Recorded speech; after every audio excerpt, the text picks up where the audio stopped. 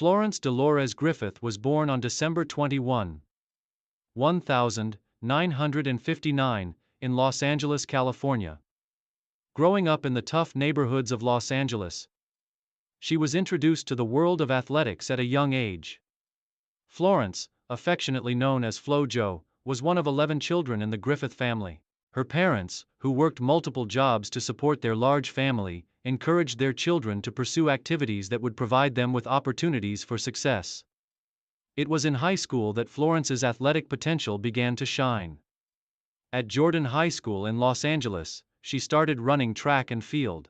Her natural speed and athletic ability were evident, but it wasn't until she joined the University of California, Los Angeles, UCLA track team that her talent really began to flourish. Under the guidance of legendary coach Bob Kersee, who would later become her husband, Griffith Joyner began to develop into a world-class sprinter. Her early college years were a mix of both promise and struggle, but with hard work and determination, she showed her potential to excel at the highest levels of track and field. Breakthrough and early career. Griffith Joyner's early career in track and field was characterized by a slow but steady climb. She competed in her first U.S. national championships in 1980, though it was not until 1983 that she truly made her mark on the international scene. At the 1983 World Championships in Helsinki, she finished in a respectable 6th place in the 200 meters. This performance earned her a spot on the U.S. team for the 1984 Summer Olympics in Los Angeles. It was at the 1984 Olympics that Florence Griffith Joyner truly exploded onto the world stage. Competing in front of a home crowd, she earned a silver medal in the 200 meters and a gold medal as part of the 4x100 100-meter relay team. This success set the stage for what would become one of the most remarkable careers in sprinting history. However, the 1984 Olympics also marked a pivotal turning point for Griffith Joyner. Despite her success, she struggled with injuries and felt that she hadn't yet reached her full potential. This was the beginning of a period of self-reflection and a dramatic change in both her training and her appearance, which would later contribute to her iconic status in the sport. Career peak in the 1988 Olympics. The period between 1984 and 1988 was a transformative one for Griffith Joyner. After the 1984 Olympics, she took a brief break from competitive athletics to recover from her injuries and reassess her career. She returned to training in the mid-1980s with a renewed focus and commitment to reach the pinnacle of the sport. This period saw her undergo significant changes in her technique, fitness, and even her personal style. Her transformation into one of the most recognizable athletes in the world was well underway.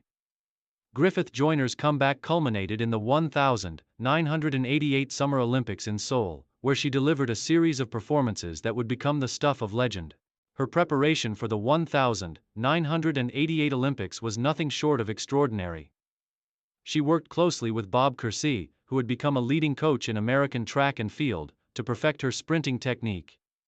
She also embraced a more muscular physique, which helped her achieve explosive speed in her races. As a result, Florence became a powerhouse in the 100 meters and 200 meters, and her performances in Seoul were record-breaking. At the 1988 Olympics, Griffith Joyner won 3 gold medals. One in the 100 meters, one in the 200 meters, and another as part of the 4x100 100-meter relay team. Her victory in the 100 meters was particularly impressive, as she set a new Olympic record with a time of 10.54 seconds, the fastest time ever run by a woman at that time. This stunning performance earned her the title of the fastest woman in the world, and her 200 meters performance, where she claimed another gold medal with a 21.34-second finish, also became a world record. These achievements made her a global icon in the sport.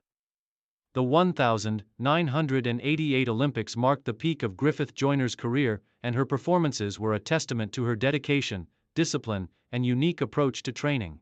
Her dominance in the sprinting world during this period was unmatched, and her Olympic triumphs cemented her status as one of the greatest female athletes of all time.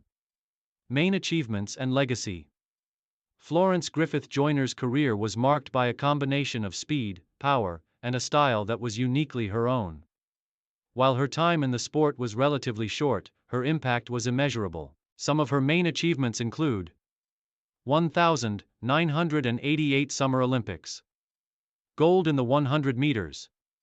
Setting a world record of 10.49 seconds, a record that still stands today. Gold in the 200 meters. Setting a world record of 21.34 seconds, also still a world record. Gold in the 4x 100-meter relay, with the U.S. team. World Championships. Gold in the 200 meters at the 1,987 World Championships in Rome.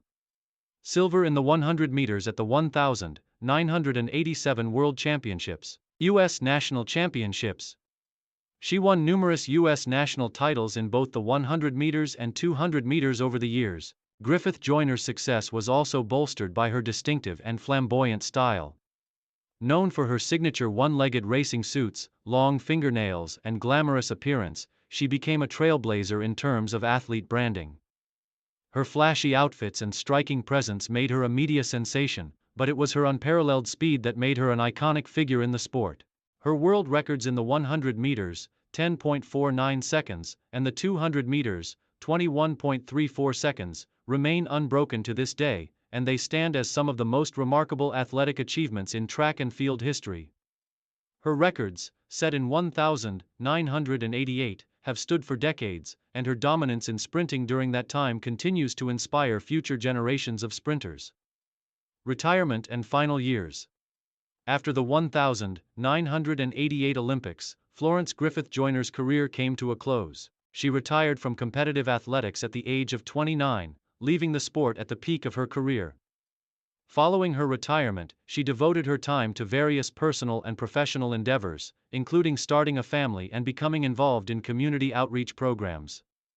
She remained active in the sports world by participating in charity events, and she occasionally made appearances at track meets and media events. Despite retiring from competitive athletics, Griffith Joyner's influence remained strong, and she continued to be a role model for athletes, especially female athletes, throughout the 1990s and beyond.